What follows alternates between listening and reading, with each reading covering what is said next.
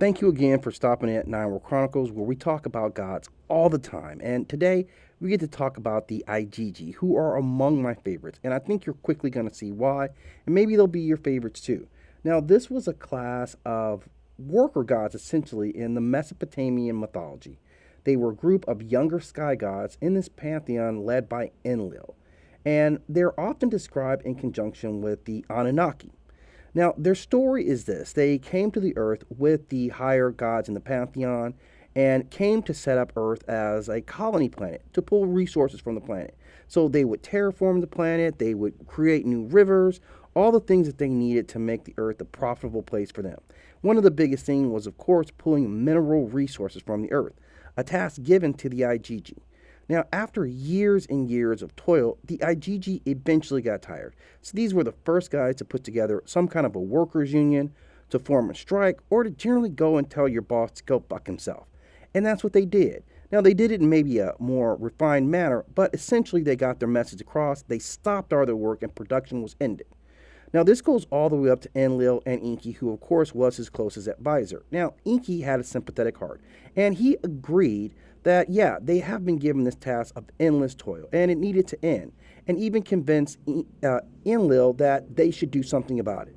And that something about it was to create another worker class, which just so happened to be us, or humans. And per this mythology, what they did was take an earth primate and mix it with their own divine DNA. And from the combination of those two things, they got modern humans, who are now the new labor force. So welcome to work, humans, as given a task given to you by these Igigi. Hey, they had to do something to get the man off their own neck, and it worked for them, so we have to applaud them. And ultimately, humans were created, so we have to be pleased with that process as well.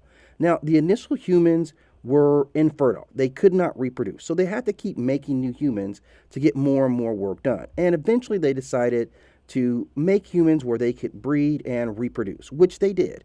And slowly they gave humans more and more intelligence, the ability to speak, so they could take on more complex tasks. But now that humans can reproduce themselves, everything went downhill, and they began to reproduce like crazy. Quickly, humans began to have parties and celebrations and make noise.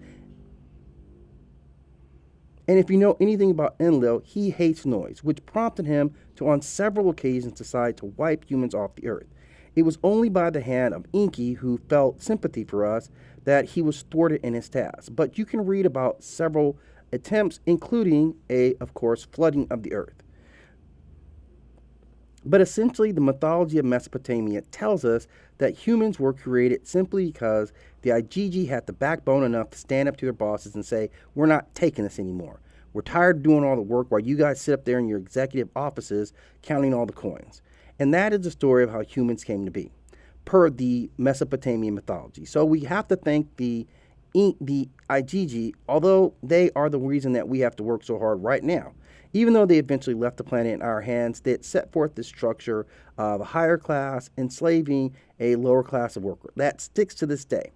Thank you again for stopping in. If you enjoy these tidbits of mythology, please like and subscribe and click that notification so you're always in the know when I drop new videos.